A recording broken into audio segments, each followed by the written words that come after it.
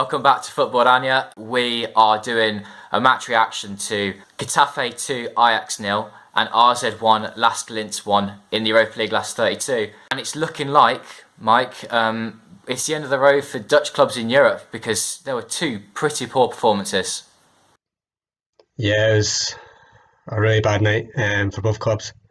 You'd have expected Ajax to put up a better performance than they did in Spain, and I feared for AZ in their game because they went it in poor form, and yeah, LASK are a very good side, and that proved to be the case tonight. AZ were lucky to get away with a draw, but I can't see them winning in Austria, so yeah, it's looking pretty bad for both sides at the moment.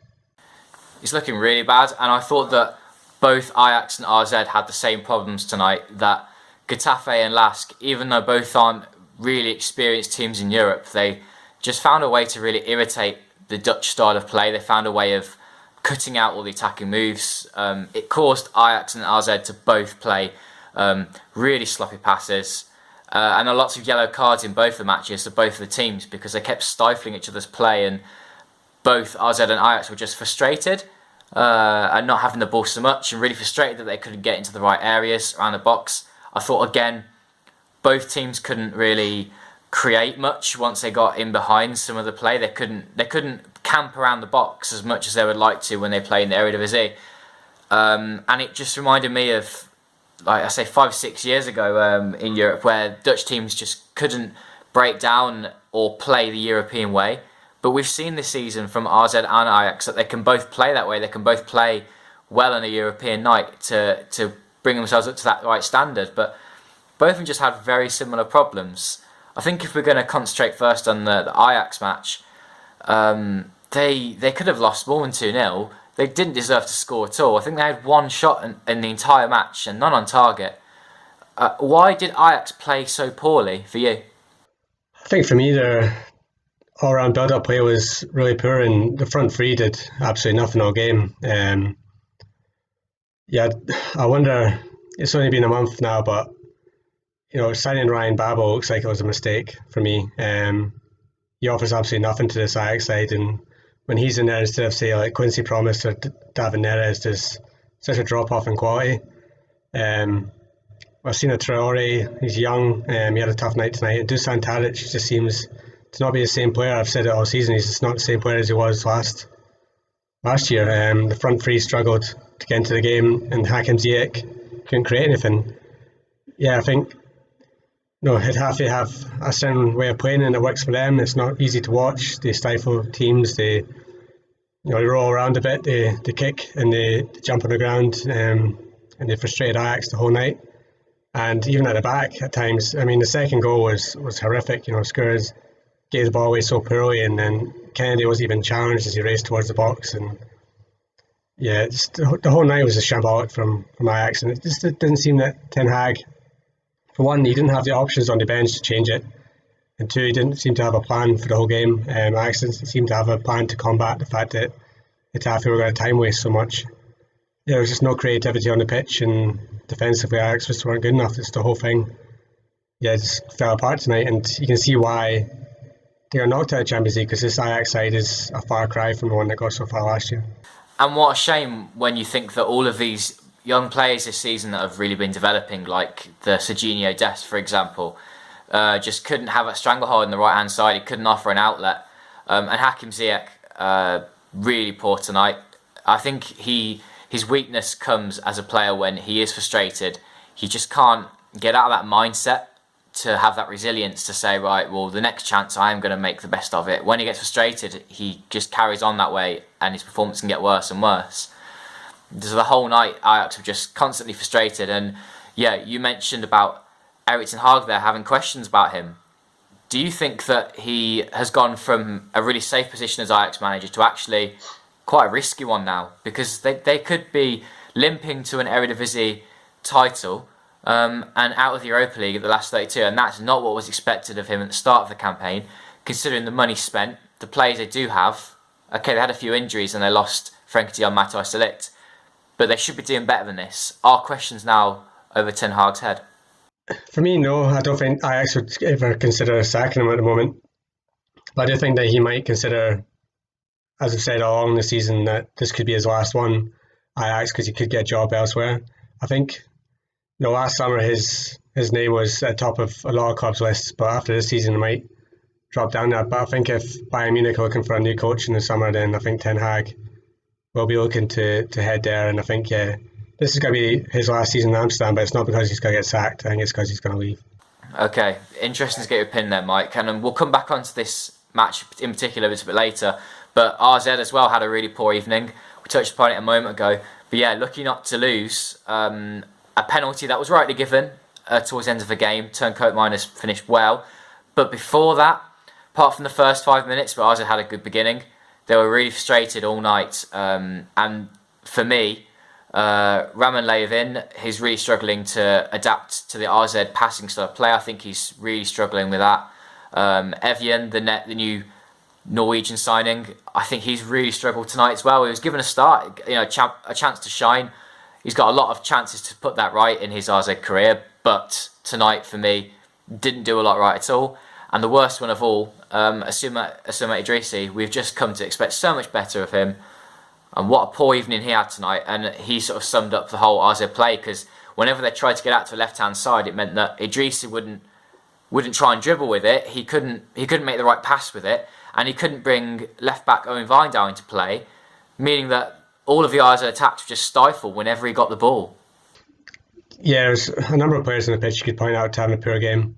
You're right about Lewin. It doesn't look like he's up to the standard at the moment, but he's in there because of the injuries that AZ have, and that's why Koopmeiners had to be in the centre of defence as well, because Vuijten was out.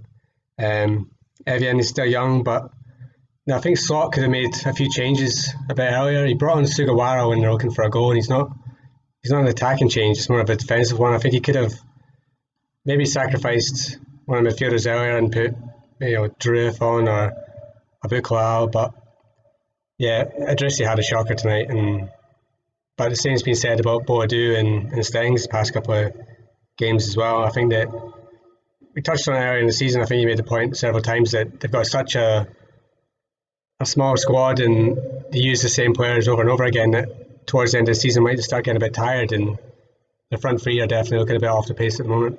Yeah, I remember making that point a little while ago, and I did keep repeating it because it was going to be vitally important to that team that to keep it all going, they have to keep everybody fit. But do you not think that this could be a sign of something a bit different? It could be tiredness. It could be the fact that they're not rotated enough. They're not put under pressure for positions. Idrissi coming off towards the end of the game hopefully has given a bit of a kick. But does it not say maybe instead that actually Idrissi, Stengs and Boadu are not ready yet to make that transfer to a bigger club, and actually they need to be developing their game a little bit more in the Netherlands? Yeah, I think if Idrissi's not ready now, then is he ever going to be ready? Because he's a bit older. But I think that Stengs and Boadu are definitely two that could benefit from staying another year at AZ or making a move to, say, a PSV or an Ajax, because I don't think they're ready for outside of the Netherlands at the moment. Boadu is basically in his first season because of injuries last year. And Stengs, I think he goes a bit hot and cold quite a lot. So yeah, I think all three of them definitely still have some work to do. But yeah, Idrissi, he's a bit older and he should be better than this. He should be the one that's leading this team because he's like 23, 24 at the moment. But yeah, just wasn't up to standard tonight. Yeah, it's a shame that we're now saying this about the players, but a few performances in a row that weren't up to scratch is not sending a good signal, and it's coming at the wrong time because they want to be starting to think ahead to the summer moves. Are they going to be in the Netherlands national team if you're Stengs or Boadu or Koopmeiners even, or are you going to be preparing for that summer move? I think there's a lot of things going on there, and it's not going right for those three in attack at the minute. As a preview then for next time, Mike, will Ajax and AZ turn it around? Who do you think is more likely to do it? And if so, how?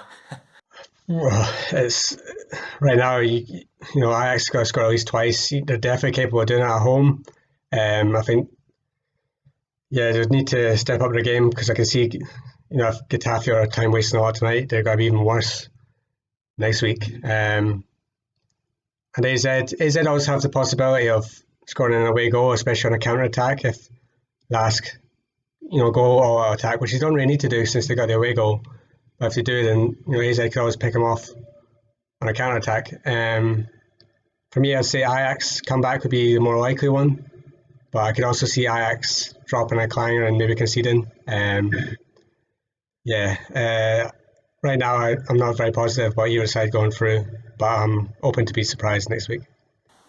Yeah, I think that Ajax as well are going to give up an away goal, and if they do that, they're going to need to score 4, aren't they? And that's not really achievable against this team that, for me, remind me of Atletico Madrid in a positive sense, that they're defensively just really good and know how to get on teams' nerves and know how to get them in their pockets, and that definitely happened with Ajax tonight.